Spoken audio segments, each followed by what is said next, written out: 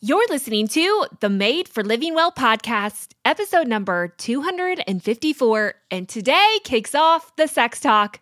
I couldn't be more excited to dive into the series. It's 10 weeks talking everything you need to know about creating healthier sexual wellness. And today we start the show by changing the story of sex. This is the Made for Living Well podcast, hosted by Alexa Sherm, the place to create a life well lived.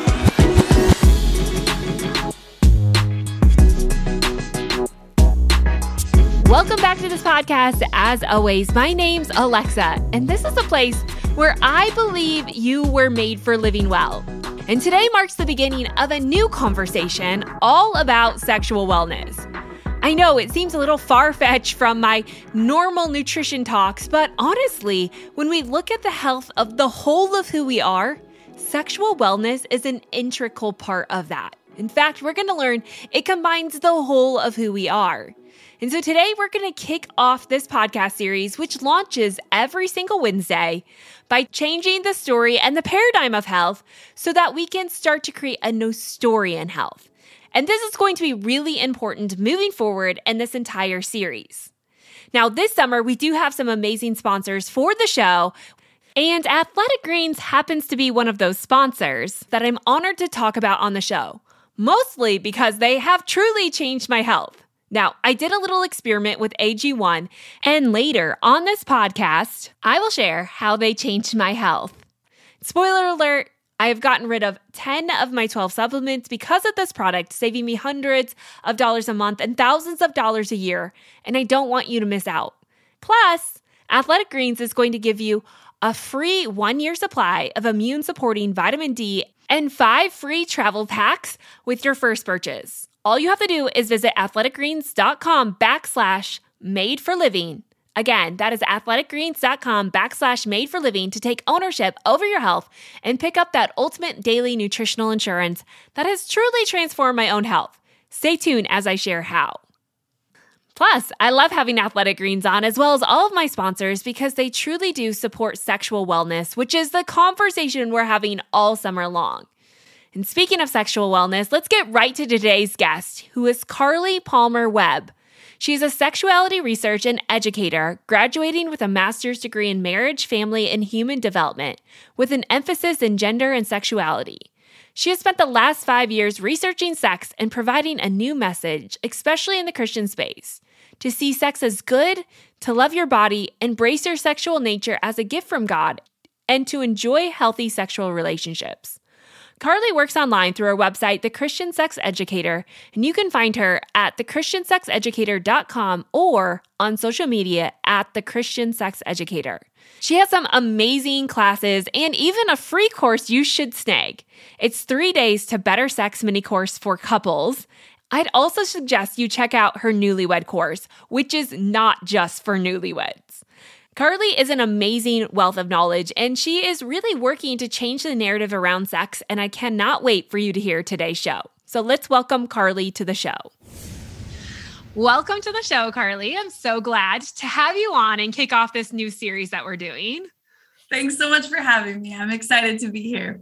Yeah. Okay. So we're just going to get to the heart of the issue because I think we have to go there and not skirt around these topics any longer.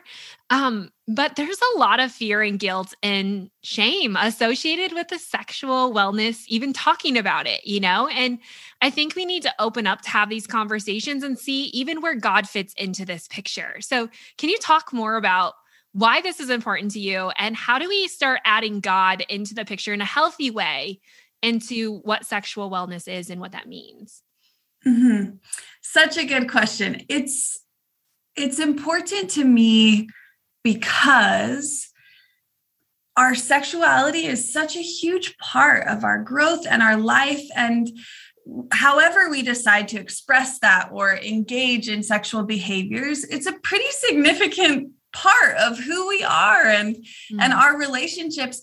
But specifically within Christianity or other conservative religions, it's always been kind of hush-hush. Yeah.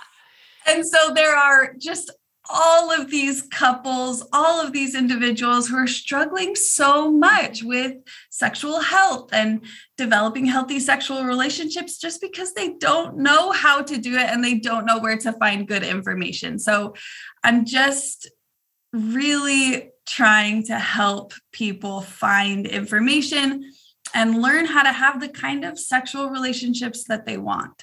Yeah.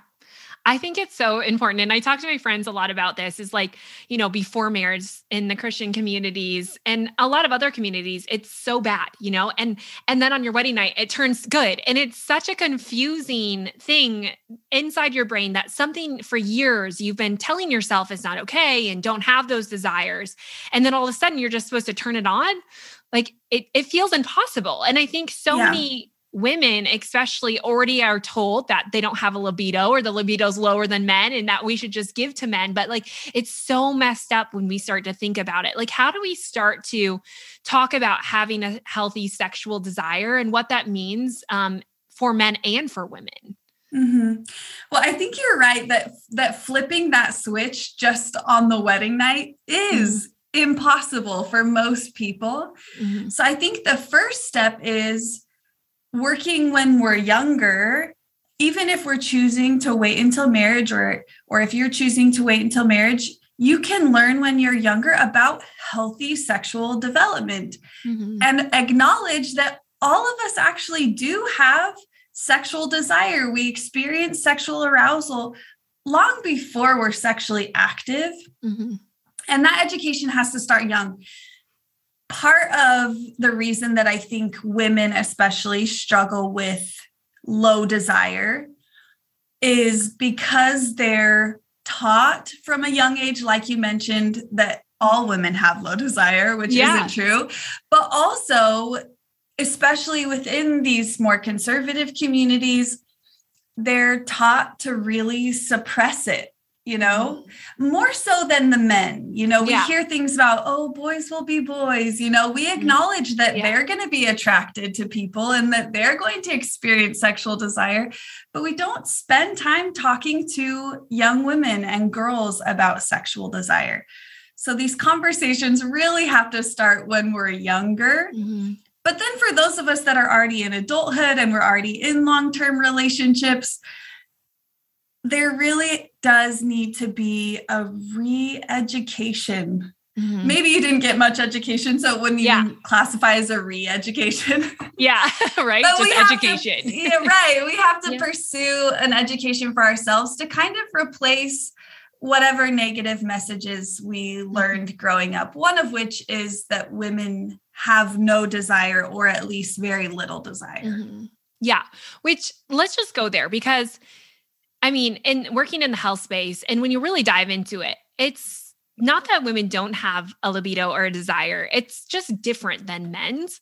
But there is this big notion, and I think a lot of women do want to increase their libido and their desire. How do you suggest, or how do you help someone to do that? Mm-hmm. It's a good question. The first thing that I recommend women understand about their desire is, well, first, that all types of desire are normal. So women wanting sex multiple times a day is normal. Women wanting sex pretty much never, also normal. Yeah. The whole spectrum is normal. But then, like you said, women do experience desire that looks somewhat different from the stereotypical male desire. Mm-hmm. Emily Nagoski, who is one of the most incredible sex researchers that we currently have access to. Mm-hmm. She teaches about the difference between responsive and spontaneous desire. Mm. And for a lot of women, understanding the different types of desire helps them to see that they're not actually low desire.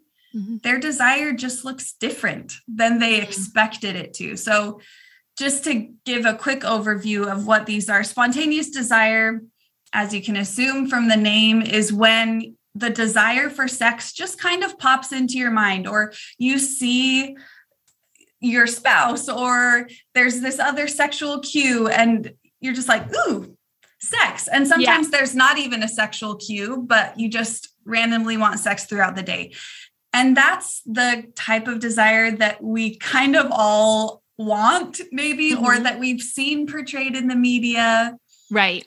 But there's it's like this the assumed other desire. Yeah. Totally. Yeah. And so women expect themselves to experience this spontaneous desire, and some do, but many don't.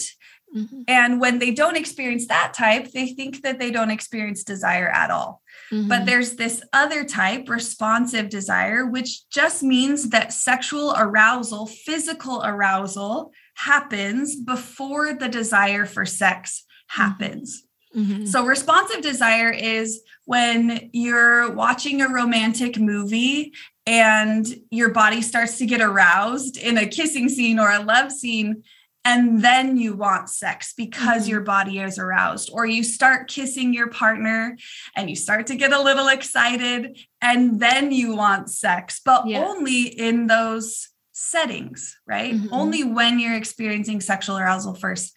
That type of desire is much more prevalent for women than for men, but we don't talk about it very often. Yeah. Yeah. No. I'm surprised it's more prevalent in women than men, honestly.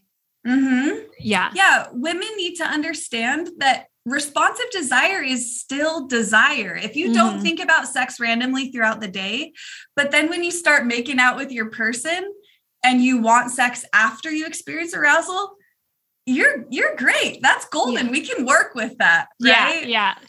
You don't need to change anything. So I'd say that's the first step. Increasing desire for people who really are low desire is kind of a tricky thing because there are so many different things that impact desire. I mean, everything from physical health and energy levels and, of course, relational factors, how we're feeling with our partner, if we're feeling connected and comfortable. And then, you know, there's just environmental factors. It's like, there's too many things that impact desire. It can be difficult to try and figure it out. Medications is a big one. Depression and anxiety medications specifically are notorious libido killers. So those kinds of things can impact desire in pretty significant ways. So if you do feel like you have low desire, the first thing that I would recommend is start educating yourself about what things can impact desire. Like I said, there are a lot of them, but then just choose. Pick one or two that may impact desire for you and make small shifts. If it's energy levels for you, try to do something to give yourself more energy, which, I mean, that's a whole nother conversation and you're probably more suited for that one, Alexa, but just try to find something that you know will impact desire, do some research on what things impact desire, and then make small shifts. Desire really is more malleable than we often think about or than we often realize. We sometimes kind of talk about desire like it just is. I'm low desire or I'm high desire, and that's just how I am. But it's definitely malleable. Yeah. I heard saying that desire isn't about having it or not having it. It's how you cultivate it. And I thought that was so good of like, it's there, kind of like our energy. It's like, what are you going to do? Like, how are you going to nourish it in a way to get it to come out? Do you feel like men equally struggle with desire, or do you think it's just a different thing? Because I think in this space, we often hear like, the men want it, give to the man. Like they're always, but are they really always on? No. I mean, some men probably are. There are men who are really high desire, and research does support that. On average, men experience more desire for sex or experience the desire for sex more often than women on average, right? Right. But there are so many low desire men. I get asked questions all the time about how to navigate the discrepancy in a relationship where the woman is the higher desire partner. It's really, really prevalent for that to be the dynamic. Tons of men struggle with low desire. I shouldn't even say struggle. Tons of men experience low desire. Yeah. And it's normal for every couple to have some sort of discrepancy in desire, but really often the woman is the higher desire partner. Yeah, I think that's so fascinating. And that's like the research that I've done too on this whole topic is like a lot of times women are higher desire than men. It's just like not what you hear about. So again, when these things aren't normalized or quote unquote socially acceptable, we don't tend to have conversations around them. And then, I think we all just think, well, what's wrong with me? When a woman's higher desire than their man, than their, partner, or it's kind of like, well, is there something wrong with me? Do you not like me? Am I not attractive enough? I think we start to go and start to assume a lot of things that are untrue. But when it comes to those discrepancies, how do you help people come together on that? It's like any recommendation for any struggle in marriage. The first thing that we're always going to say is communication. Right. Because too, you might not even know, right? Yeah. Right. Yeah. The biggest things for discrepancy in desire are education and communication. A discrepancy in desire isn't a problem, but we often view it as one. We make it a really big problem sometimes. Oh, yeah. Like the biggest. Like once you attach, like, well, I must not be good enough, or I must not look, like that opens up a whole door. Like when we start assuming things, like all kinds of problems can flood in then, right? But totally. Yeah. Like and it's just our thoughts, right? The meaning that we're attaching to the discrepancy. So education can really help with the meaning that we assign to the discrepancy. If we understand that a discrepancy is totally normal, that a relationship, a heterosexual relationship where the woman is the higher desired partner is totally normal, or a relationship where there's a partner that wants to have sex multiple times a day and the other partner hardly ever wants to have sex. Like these dynamics are really, really normal. And when we recognize that, it's easier not to blame ourselves or our partner for that dynamic. So that's the first step. But then, I mean, like anything in marriage, there's a compromise, or anything in a relationship. You talk openly and often about your sexual desire. Why do you want to have sex? How often do you want to have sex? What things lead to sexual desire for you? Those are all things that you should share with your partner. And then you just kind of have to decide a frequency that will work for both of you, where the lower desire partner doesn't feel pressured or coerced or forced, of course. And the higher desire partner doesn't feel totally neglected. And of course, we can't control our partner's feelings, but there needs to be some compromise here. And oftentimes the lower desire partner kind of controls the frequency in a relationship because we believe in consent and they should never have to have sex when they don't want to. So they kind of have control, and it's up to the lower desire partner in some ways to work towards that compromise with the higher desire partner. Yeah.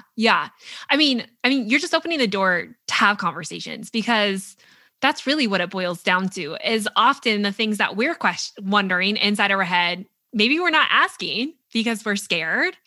And, it feels threatening sometimes to even bring it up, because I think sometimes when we get into this communication, especially when our desires are differently, or maybe something arouses you that's different, or maybe it feels embarrassing because it's not socially acceptable.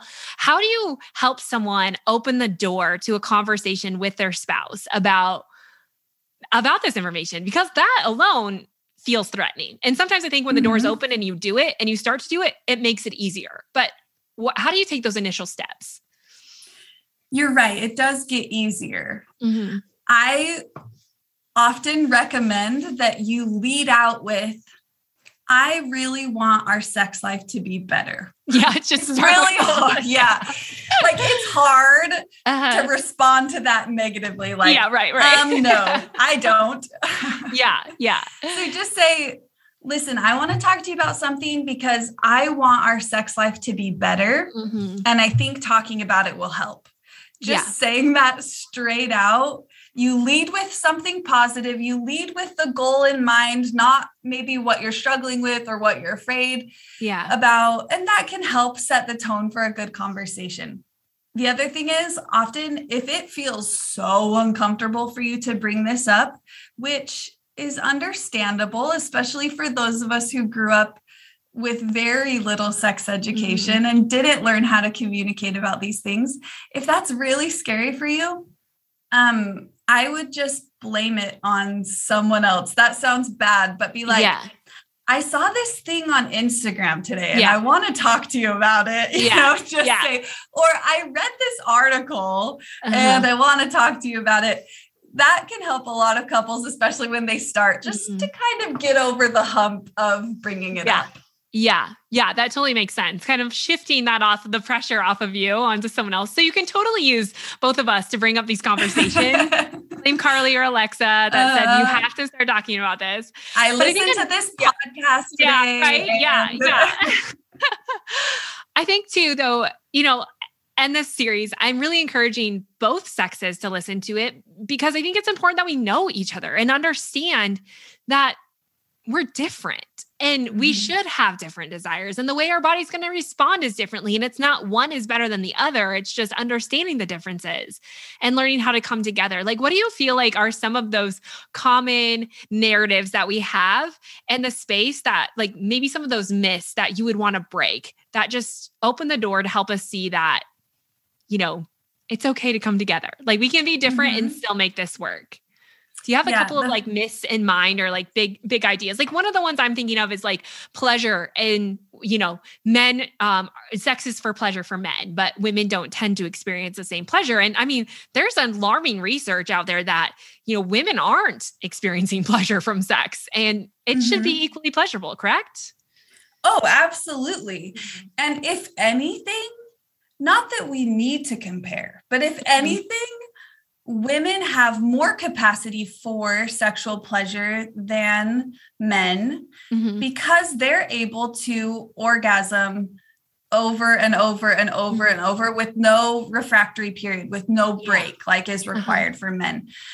So the pleasure, I mean, there are several myths in the pleasure realm, but one of the big ones is that both women and men should reach orgasm from intercourse. And a lot of the research that we see about the orgasm gap and women not being able to reach orgasm, it's not because they're not capable, it's because they expect to experience pleasure or experience orgasm from the same things that help their husband get there. And different bodies require different things. So that's a big one. The other, maybe I wouldn't even call this a myth, but maybe just misunderstanding, is that they think that it will take them or should take them the same amount of time. On average, I mean, depending on the research study, it's like 3 to 7 minutes for men from the beginning of stimulation of their penis until they reach orgasm. For women, it takes on average 20 minutes of direct stimulation of the clitoris in order to reach orgasm. And understanding that's normal and required, and you just have different bodies, so they require different things, can take a lot of the pressure off of women to hurry or, And then it helps the couple to really engage in her pleasure in the way that will lead to not just orgasm, but an enjoyable experience for her. And they can also engage in behaviors that will help the husband have a good and enjoyable experience. Pleasure's just different for different bodies, and that's okay. It's a good thing. Yeah. How do you help women who maybe haven't orgasmed or experienced that? How do you start that process of teaching them how to do this, how to get themselves to a place where it is pleasurable? And then, I mean, I think further, like if you've had one orgasm, how do you become multi-orgasmic? Such a good question. So when I'm trying to help a woman who's never experienced orgasm before, the first step is kind of determining what they understand about their own anatomy. So you kind of have the full range. You have newlyweds who have grown up in purity culture, who don't actually know that they have a clitoris and they don't know where it is. Yeah, right. All the way to women who've been married for 10, 15 years, who know their anatomy really well and have tried all the things that they know to try and are still struggling to reach orgasm. For those who still aren't really aware of their anatomy, the first step is, again, education. They need to be able to visually identify their own clitoris. They need to understand that it takes 20 minutes of clitoral stimulation on average for women to reach orgasm. And they need to understand what kind of stimulation can be pleasurable, because the clitoris is really sensitive. And a lot of women are like, I don't like it being touched because it feels too much, So they need to learn the types of touch that can be pleasurable. In this context, if it aligns with your beliefs and values, self-exploration can be really helpful. Even if your partner is there, if that makes you feel more comfortable, just touching your own clitoris can be helpful as you try to learn what types of pleasure or what types of touch lead to pleasure. Yeah. For women who have tried all the things, who have, read the books and they know their clitoris well and their husband is willing, but they still aren't getting there, I often recommend or work with them more on other factors, environmental and mental factors. For women, especially, sex is a full experience of mind and body and heart. They need to experience connection, and they need to feel loved, and they need to feel comfortable and safe in their body. The other thing is, a lot of women kind of have a mental block still about sexual pleasure if they grew up feeling like they couldn't express it or they shouldn't feel sexual pleasure. When you shove it down enough, it can be hard to open yourself up to that pleasure. So a lot of this orgasm journey is just trying to identify what things about your sexual experience are maybe not ideal for you right now. Are you feeling loved? Are you feeling safe? Are you feeling connected? Are you feeling free? Or are you kind of feeling shut down? And all of those things will impact our ability to feel pleasure. A racing mind is a really big one for a lot of women, especially moms. There's just, life is busy. There's so many things to do, but research does show that if we're not able to focus our mind on what's happening in the moment, if we're not able to focus our mind on the sexual experience with our spouse, we don't pick up sexual cues. Our body doesn't respond to sexual cues. So without being focused on the sexual experience, we can't experience the full range of sexual pleasure. So that's a big one. You just have to identify what parts of that sexual relationship or experience aren't what you want them to be yet, and focus your efforts on that. Yeah. And then someone who wants to be multi-orgasmic, I think you hear of people talking about that, but I mean, a lot of women are like, it feels impossible to do that. Yeah. Yeah. So I was totally there. I remember after I got married, I had waited until marriage to have sex. And then I was a sex researcher already before I got married. So I felt pretty confident. I was like, I know what leads to an orgasm. It'll be fine. I knew that it would take a little bit of time to figure it out, because even if you have the right knowledge, it still takes time to learn your body. But gosh, I'm like months and months into the marriage, and I'm like, I know this stuff. So I should be able to figure out this multi-orgasm thing. Yeah. And I remember talking to, I sort of have no filter, which is maybe a good thing in my line of work. But I remember talking to some of my sisters and some of my friends, and I'm like, have any of you figured this out and what's going on? Because I've read all the research, I've done the studies, but still can't figure it out. And I think a lot of women, especially those who haven't experienced orgasm consistently, one orgasm consistently, are so frustrated by the idea that women can experience multiple.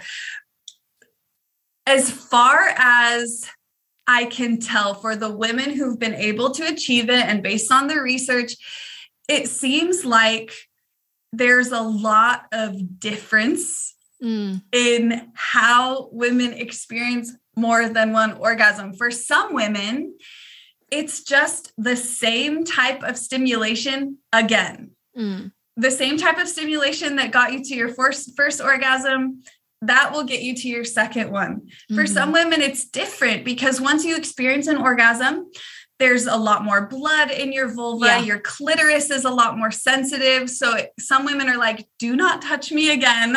Can't go there. For those women, I would just encourage you to wait it out, right? Turn your focus to your husband's pleasure for a little while. The back and forth, focusing on each other's pleasure, can be a really enjoyable experience.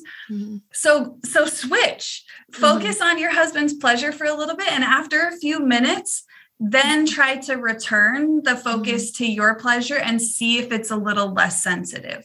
The other thing I would say is, for a lot of women, introducing a vibrator during sex is quite impactful.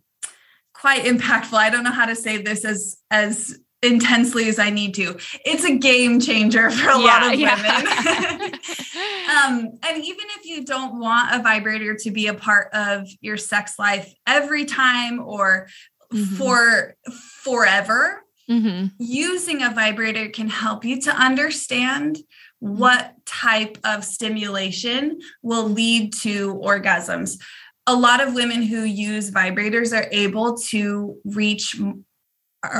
be multi-orgasmic.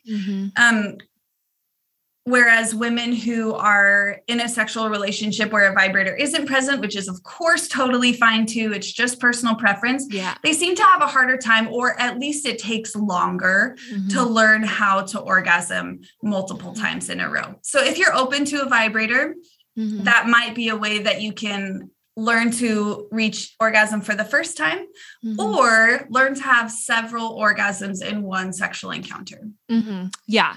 And I think some women just get nervous about that idea, or, again, we can go back to purity culture and we can have all these questions like, is it right? Is it wrong? But I also think it comes back to misunderstanding what men are really looking for in the encounter. And I did a little poll of like, it wasn't a super big, study, but it was like a little bit. And 99% of men are looking for the female to achieve.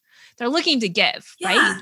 That's what, and I think we miss that in this kind of, we switch those roles a little bit, but I think that makes it a little bit easier to understand, like, this isn't necessarily a tool that replaces, because they never will. I mean, biologically speaking, none of that ever is going to replace the physical connection that really is sexual intimacy and what we're looking for. But can you just talk about some of that? Like, I think in a woman's mind, and maybe in purity culture, we have a messed up view of what the man is actually after. And I think that changes too our ability to recognize maybe spending more time focusing on the woman's pleasure is going to enhance the man's pleasure significantly. And research supports that. What do you know about, like, what is a man looking for? Because outside of the act, there has to be more there. I wanted to take a minute to tell you about the sponsors of the Summer's podcast series. As I mentioned earlier, one of my favorite companies, Athletic Greens, is sponsoring today's show in support of better health and sexual wellness.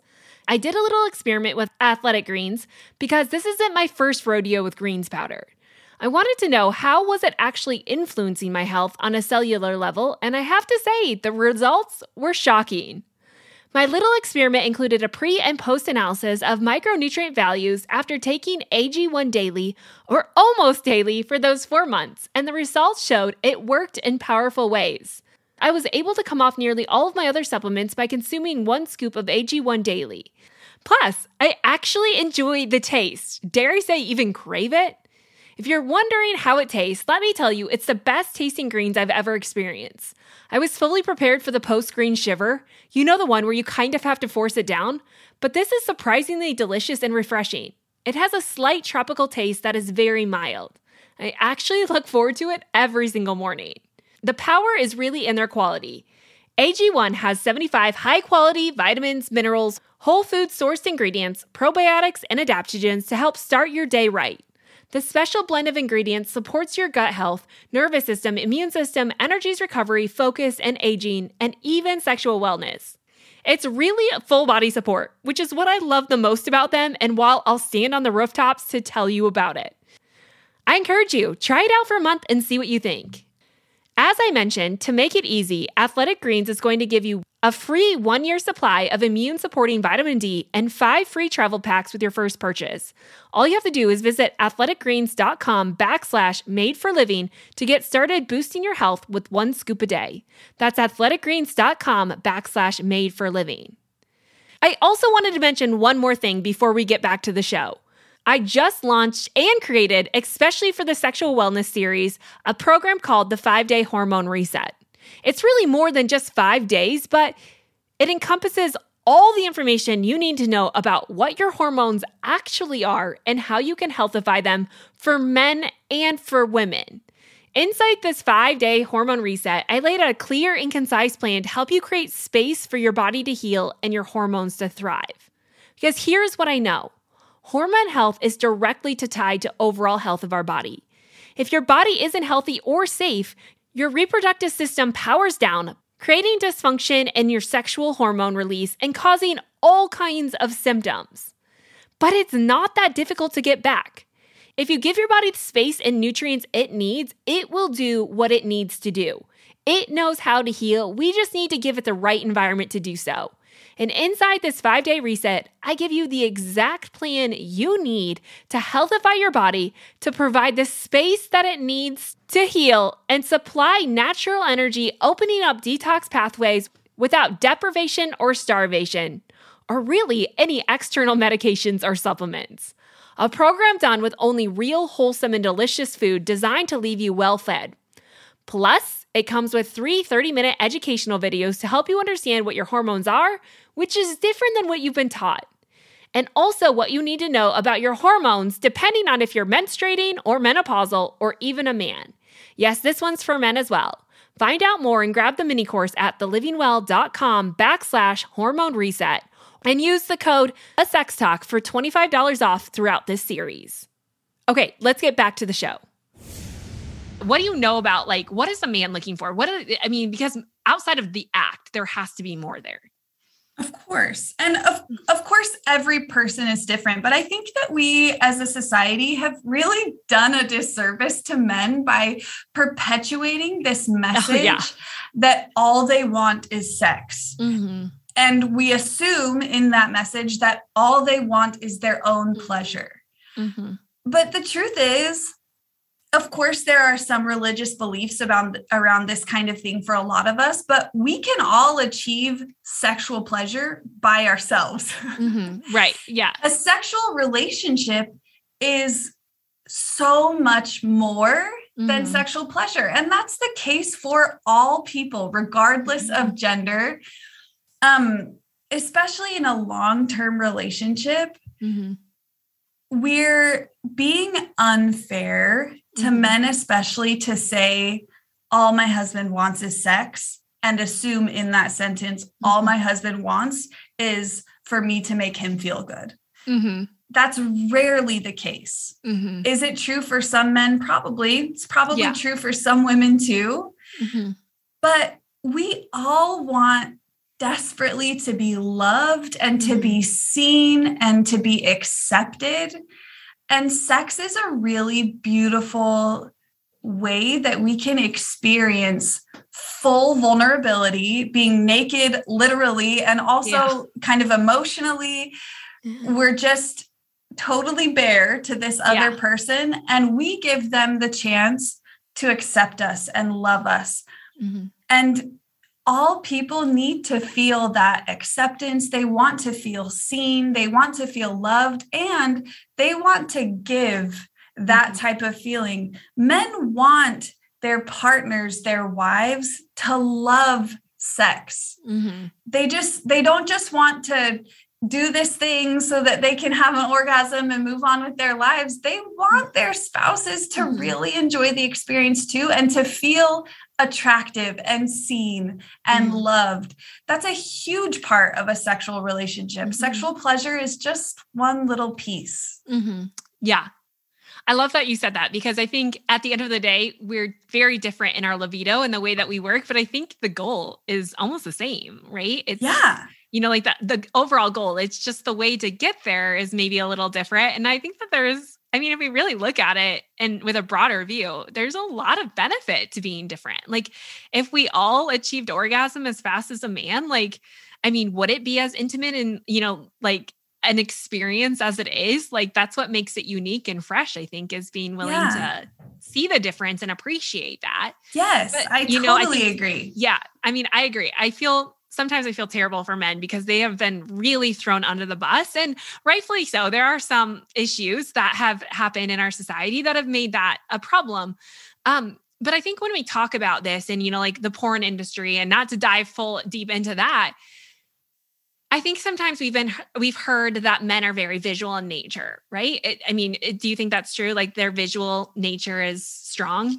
Is that a higher level for men, or is that for a lot of both? Men? For a lot of men, yeah, but there's no way to really know if that's because they've been trained like the rest of us to sexualize a woman's body, and we haven't been trained. But it's the spontaneous desire thing, right? Yeah.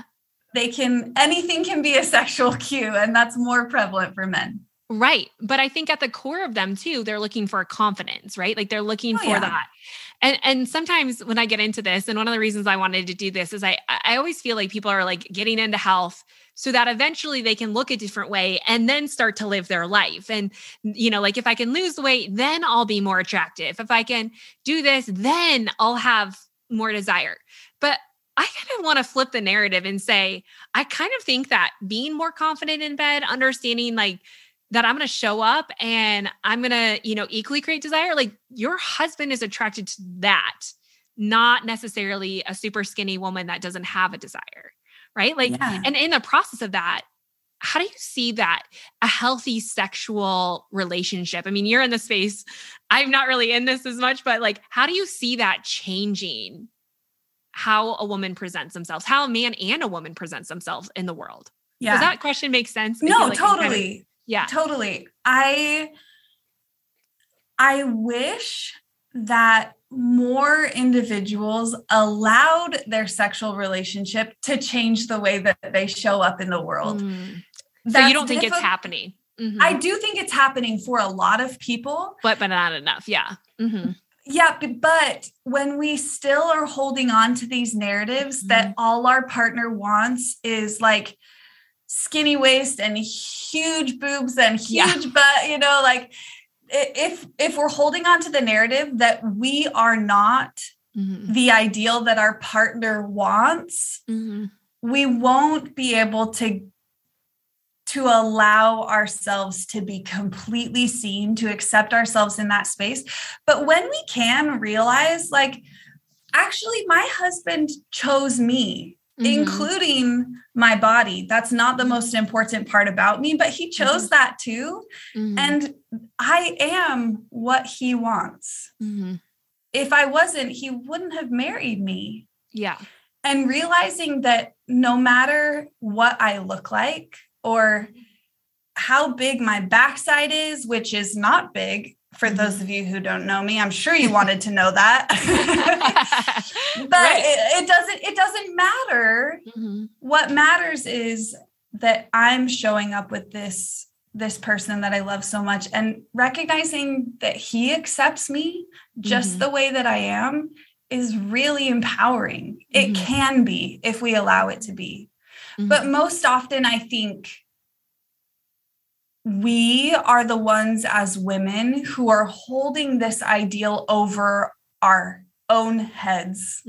Of course, there are unhealthy relationships where there is a spouse who pushes their partner to lose weight or to do other things that's unhealthy and unfair. But for the most part, I think we're the ones that are like, oh yeah, he would like me more if I looked this way. Yeah. Which means we can let go of that in our sexual relationship. And then that carries over into the rest of our lives. I can choose to show up as I am, regardless of body shape or size or stretch marks or cellulite. Yeah. Yeah. I think that's like the most important message right there is, right? Like sometimes we are a lot of times, our own worst enemies. And we've created narratives and stories that are untrue and unfair. And I think that alone is just so damaging. And we've done it in all aspects of our life. But why I think this topic is so important is because sex is the one area that really does, if we look at health, combine the whole of who we are. You know, like there's very few things that we do that is mind, body, and soul, but sex and intimacy, and because it's connection, it's creativity, it's more than just having sex, right? Like when we look at sexual desire or libido, like what are some of the things outside of just sex that it does for our life or our relationships or our anything? Wait, let me see if I understood correctly. What benefits does libido have for the rest of our life, or like sexual relationship? What benefits does that have for the rest of our lives? I mean, I think both of it. Like, I think sometimes we think about sexual wellness just as the physical act of sex, but what outside of that are we gaining from working on this, from, you know, doing this work? I think everything. And that sounds dramatic, but I personally believe that God gave us the gift of sex, including our capacity for sexual pleasure, our ability to engage in sexual relationships with another person. I think that God gifted us with those things because he knew that it could be a source of joy and fulfillment and a way to connect and a way to experience confidence and acceptance. I mean, sex is kind of this little microcosm of everything that we want out of life. We want things like joy and pleasure and fun and creativity, like you mentioned, but we also want this sweet connection, and we want to be seen. We want to be loved. We want to be cherished. Sex allows for that. We also want to be adventurous, and, you know, we kind of want to sometimes act like we're a little bit more confident than we might be. We want this other side too. And sex allows for that. It's this perfect little, it can be this perfect little setup to experience so many of the things that we want out of life. But without consistent effort, without education, without two partners who are willing to give and to receive, those things won't happen. Right. Yeah. So, I mean, this is kind of the big question, but how do you help people have better sex? Like, what are a few tips and big takeaways that you could give? I'm going to sound like a broken record, Alexa, but education is always the first thing that I recommend. There are so many good resources. If you're looking for Christian resources, there are so many good Christian resources. If you're looking for research-based sex info, if you're looking for specific things about sexual mindfulness, or tantric sex was one of the things that was brought up.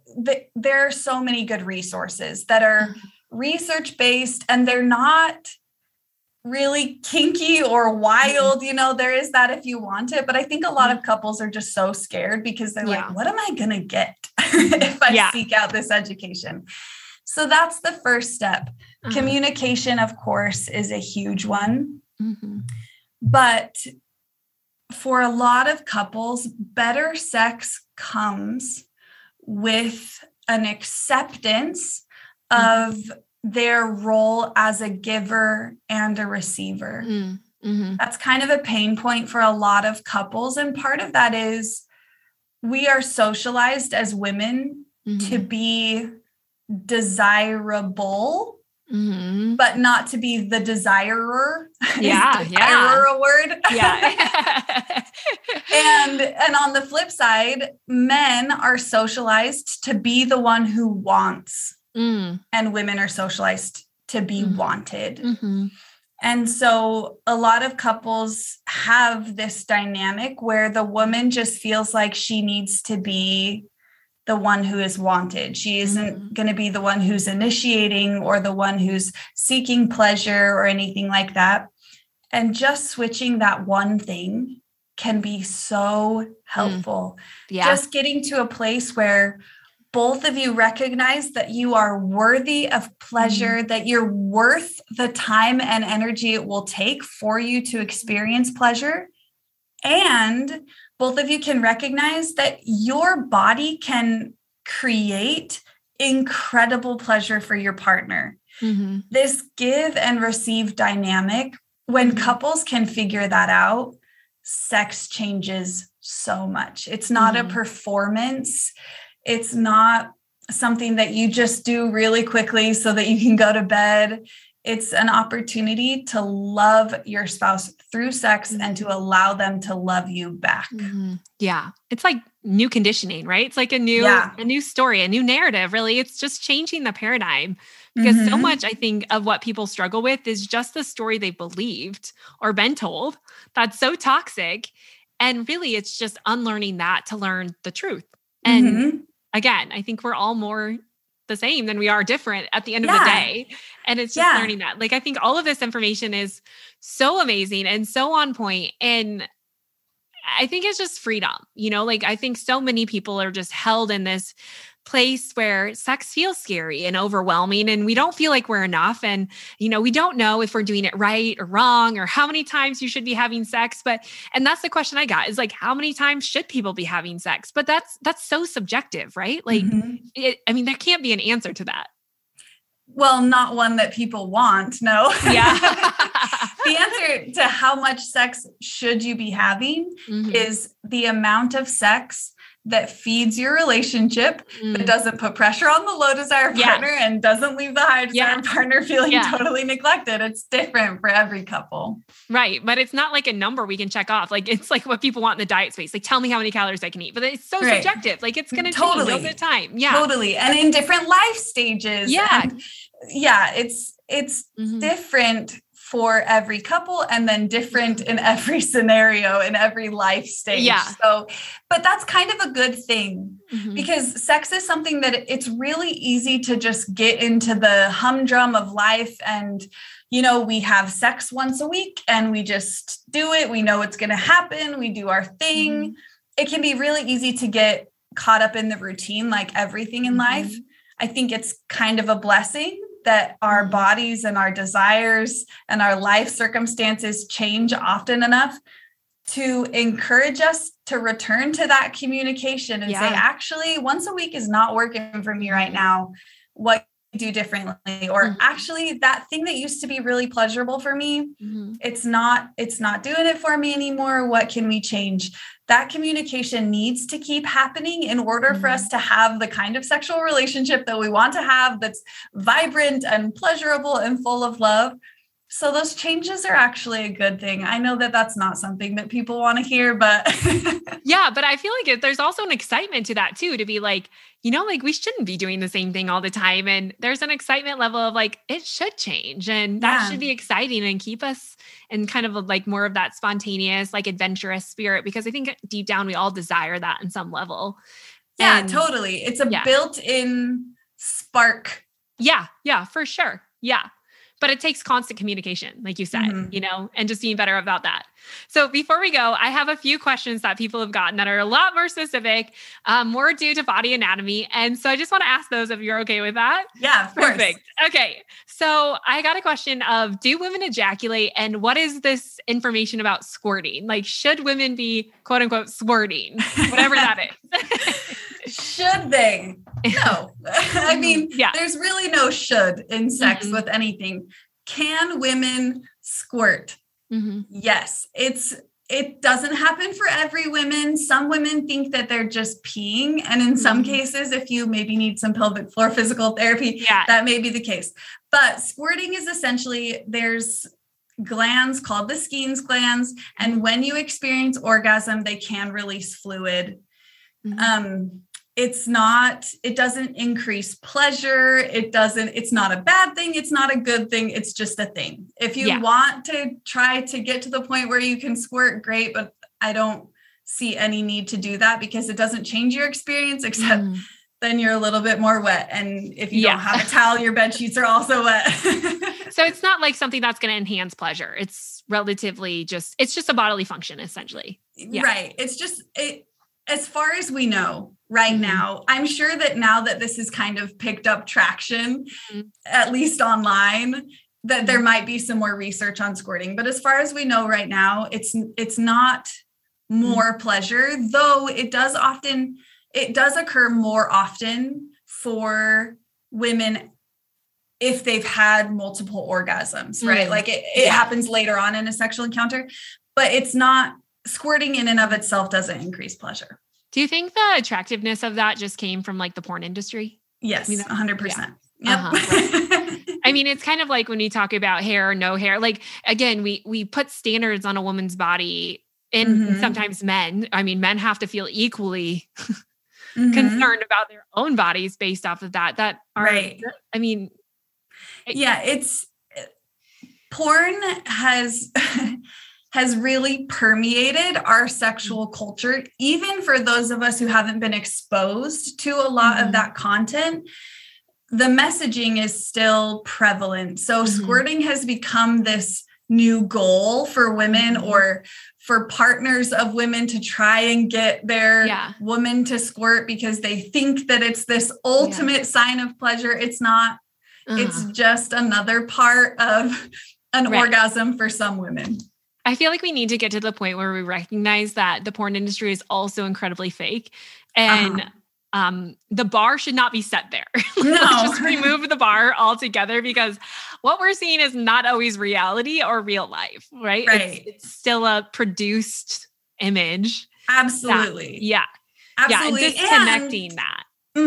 Not only that, but porn also leaves out a lot of the parts of sex that we actually want. Like there's no hand holding and saying, I love you and living life together in pornography. And we actually do want that. We want the belonging. We want the sweetness. We even want the, sometimes we're butting heads because that's what life is. Porn just isn't realistic in any form.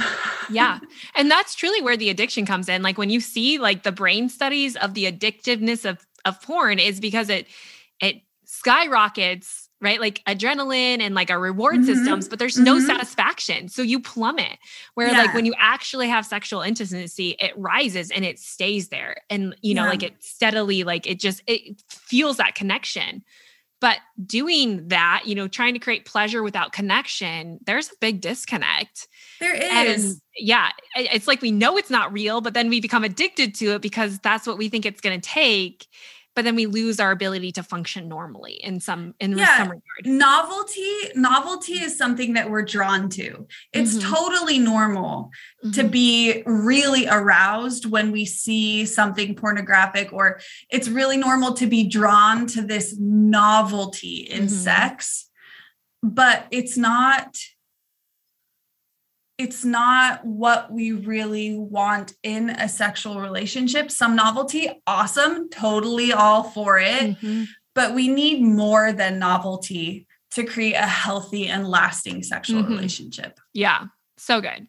Okay, can you orgasm while you sleep? And is that technically what a wet dream is for a man?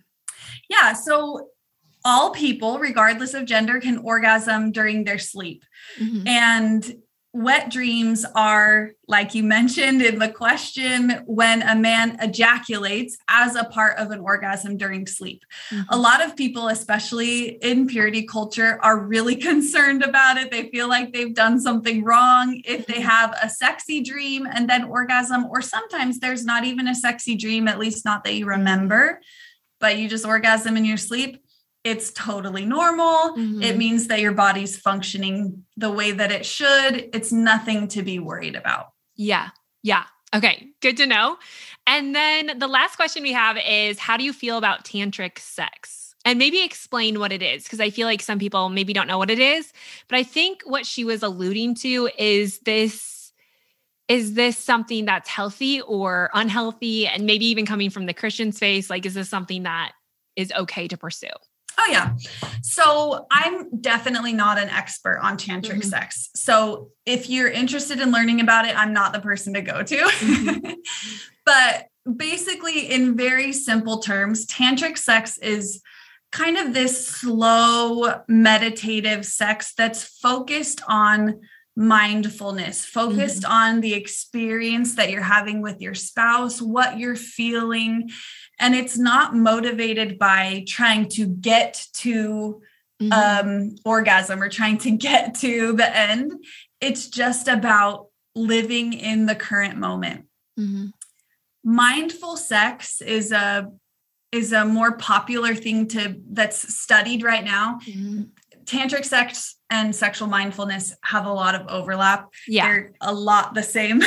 Yeah. But it does, I mean, we see really, really good things happening when couples are able to practice mindfulness during sex. Absolutely go for it. Like, having really slow sex sometimes is such a beautiful way to make sex more about connection, more about emotional connection, more about loving on your spouse or your partner and just enjoying the moment together. So I think it's a really good way to mix up your sex life a little bit and focus on different things. As far as what's okay and not okay for Christian couples, that's one of the most common questions I get is blank okay for Christian couples? And tantric sex, I mean, I see absolutely no reason why it wouldn't be. It doesn't go against any Christian teachings, not even a little bit. In fact, I think it aligns really well. That's what I was going to say. But I think it's important for all Christian couples to recognize that anything we've heard from leaders or teachers or parents about what is and isn't okay in a sexual relationship is hopefully well-meaning, but opinions. I mean, the only teaching that we learn from the Bible, as far as I'm aware, though I'm definitely not a Bible scholar, is that you shouldn't have sex with someone else when you're married to someone, right? We're taught about not committing adultery. Other than that, the things that happen between you and your spouse in the bedroom are up to you. Both of you need to feel comfortable with it. Both of you need to be able to speak up if you are trying something and then you aren't comfortable.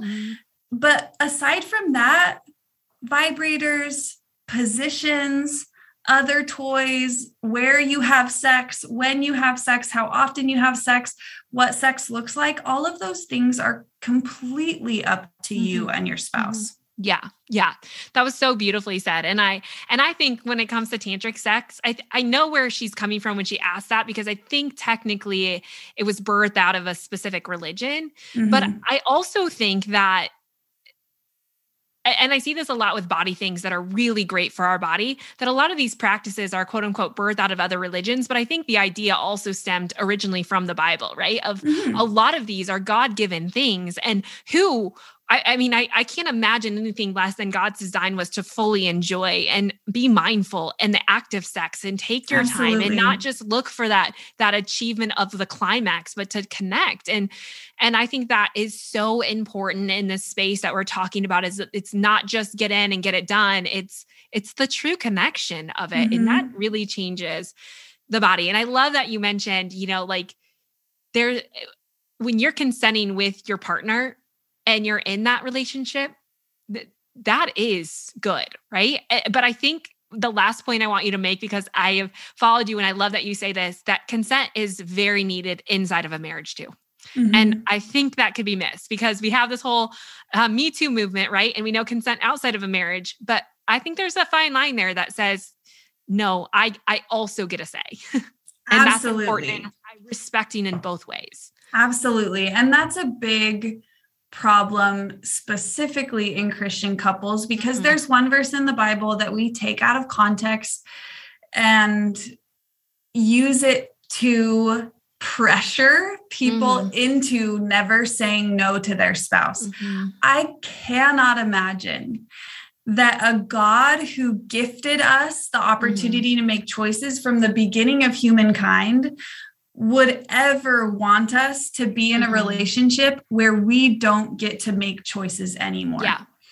Whenever sex happens in a marriage, just like outside of a marriage, you need enthusiastic consent from your partner.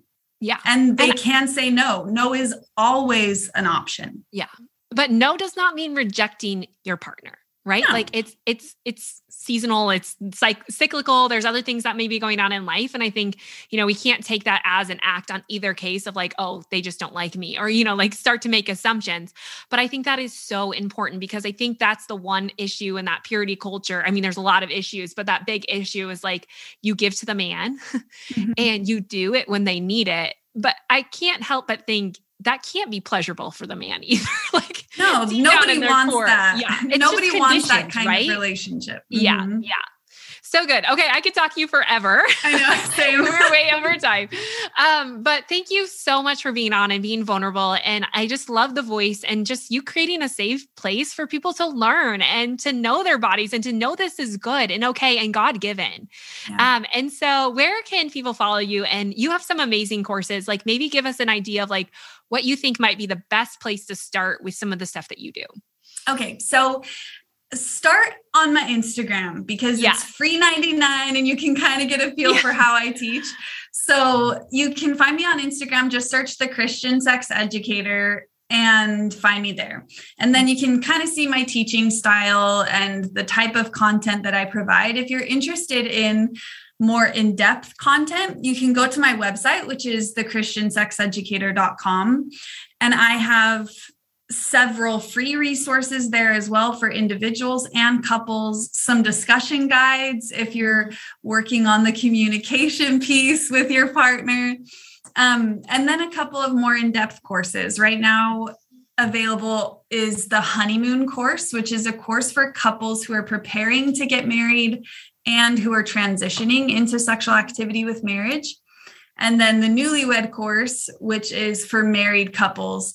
I initially created it for couples within the first decade of marriage, but currently I have couples in the course anywhere from they've been married for a few months to the longest that I'm aware of is currently 40 years of marriage. Yeah. Wow. That's awesome. Because if you never got this education, then you need the newlywed education, right? So that's available as well.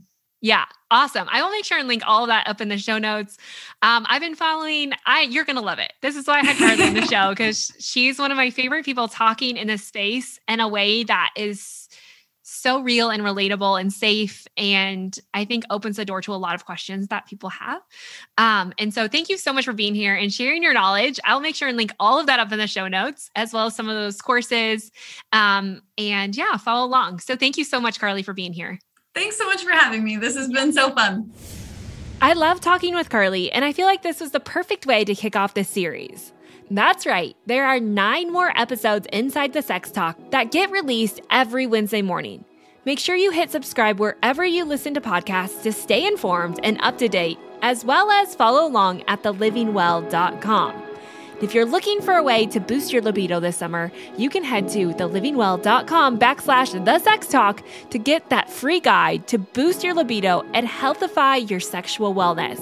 Now, this guide isn't just for women. There's one specifically for men as well.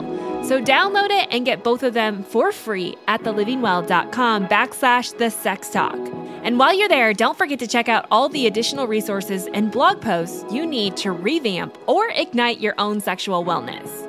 Next week, I'll be coming on the show to talk about women's libido. And trust me, it's not what you think, and yet it's so much easier to boost.